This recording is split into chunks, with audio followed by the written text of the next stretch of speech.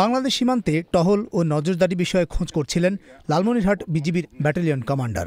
লালমনিরহাটের একটা বড় অংশ ভারতের দখলে চলে গেছে, সম্প্রতি এমন গুজব সামাজিক যোগাযোগ মাধ্যমে ছড়িয়েছে। আমি এখন আছি লালমনিরহাট জেলার ধরলা নদীর তীরে ভারত বাংলাদেশ সীমান্তে। আমার পেছনে ধরলা নদীর এই অংশটি হচ্ছে ভারতের, আর এই লালমনিরহাট এবং কুড়িগ্রাম জেলা মিলিয়ে প্রায় 150 কিলোমিটারের মতো সীমান্ত এলাকা পাহারা দেয় বিজিবি লালমনিরহাট ব্যাটালিয়ন 15। এই ব্যাটালিয়নের কর্মকর্তা জানাচ্ছেন, সামাজিক যোগাযোগ মাধ্যমে লালমনিরহাট জেলার সীমান্ত এলাকা নিয়ে নানা রকম বিভ্রান্তিকর তথ্য ছড়ানো হচ্ছে।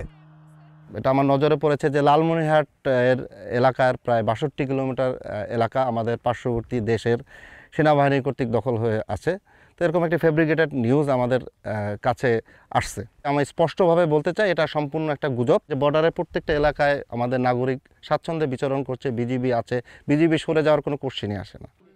সীমান্ত এলাকার বাসিন্দারাও জানান, সৈন্য সমাবেশ বা অনুপ্রবেশের মতো কোনো ঘটনা নেই। তবে 5ই আগস্টের পর থেকে বিএসএফের কড়াকড়ি দেখা যাচ্ছে। ভারত সীমান্তে টহল এবং বিএসএফের জনবল বৃদ্ধির বিষয়টিও নজরে এসেছে স্থানীয়দের। সীমান্তে বিএসএফের গুলির ঘটনাও থেমে নেই। যাতে বিএসএফ কোনো আক্রমণ না করে, এরকম আমরা চাই।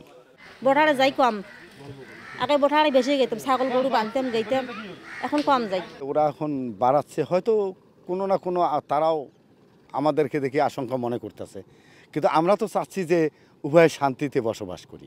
ভারত সীমান্তে নজরদারি বৃদ্ধির পাশাপাশি শিলিগুড়ি করিডোরকে ঘিরে ভারতের সামরিক সক্ষমতা বৃদ্ধির খবরও পাওয়া যাচ্ছে।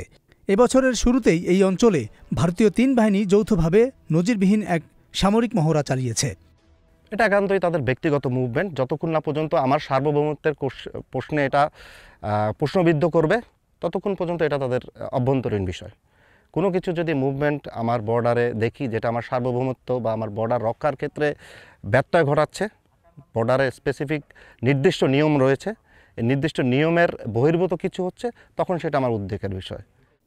ভারতের উত্তর দিনাজপুর এবং আসামের ধুবড়ীতে যে আর্মি স্টেশন বেজ নির্মাণের খবর হয়েছে, সেগুলো বাংলাদেশ সীমান্তের খুব কাছাকাছি। এই অঞ্চলে ভারতের এই বাড়তি সামরিক প্রস্তুতি আসলে কেন? বর্ডারে শুধু বিএসএফের রেসপন্সিবিলিটি, আর্মি ওখানে একেবারে ডিপ্লয়েড নয়। এটা সাধারণ সময় আর্মির কোনো রেসপন্সিবিলিটি নেই এতে। তাদের কিছু এস্টাবলিশমেন্টগুলো একটুখানি র্যাশনালাইজ করা হচ্ছে। And it is true that chicken snake is one area, Doklam থেকে শিলিগুড়ি করিডোর এইখানটাতে it is a sensitive situation as far as India is concern. আমাদের we have to be reasonably prepared. গণ অভ্যুত্থান পরবর্তী সময়ে পাকিস্তানের সঙ্গে বাংলাদেশের সামরিক পর্যায়ে যোগাযোগ বৃদ্ধিকে ভারত সন্দেহের চোখে দেখে বলে অনেকে মনে করছেন। এছাড়া লালমনিরহাট বিমানবন্দর, বিশেষ করে তিস্তা প্রকল্পে চীনের উপস্থিতি ভারতের সামরিক কৌশলে ভূমিকা রাখতে পারে বলে ধারণা করেন বিশ্লেষকরা। তবে ভারতের শিলিগুড়ি করিডোরের নিরাপত্তা নিশ্চিত করাই মূল উদ্দেশ্য বলে মনে করছেন বাংলাদেশের নিরাপত্তা বিশ্লেষক Naeem Ashfaq Chowdhury. Upcoming project, specially Teesta barrage. So Teesta ব্যারেজে যেটা আলোচনা হচ্ছে যে চায়নাকে এই পুরো তিস্তা ব্যারেজ প্রকল্প 100 বছরের চিন্তা করে এক ধরনের প্রজেক্ট আমরা নিতে পারি কিনা, এইটা বর্তমান সরকার চেষ্টা করছেন।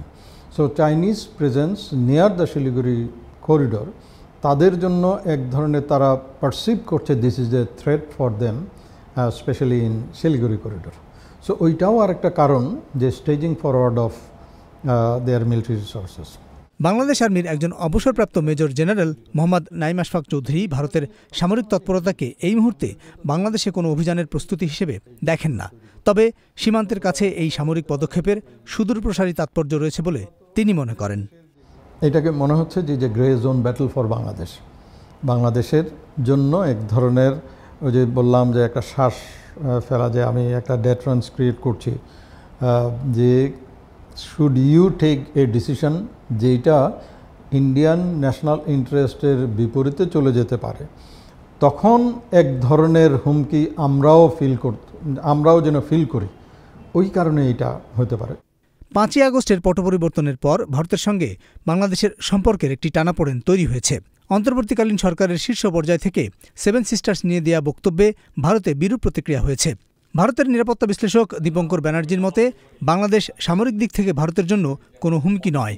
তবে সীমান্তের কাছে সামরিক অবস্থানের আরেকটি দিক হল ভারতে বাংলাদেশি নাগরিকদের অনুপ্রবেশের যে একটা অভিযোগ রয়েছে, সেটিও মোকাবেলা করা। is a part of our natural position of strengthening and securing our borders, primarily with China.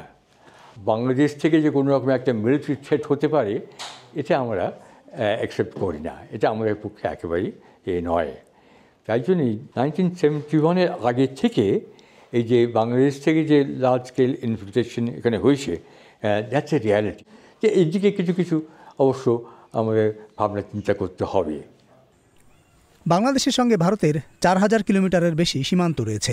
2024 সালের 5ই আগস্টের পর থেকে দুই দেশের সীমান্তেই একটা বাড়তি সতর্কতা দেখা যাচ্ছে। Abul Kalam Azad, BBC news, Bangla.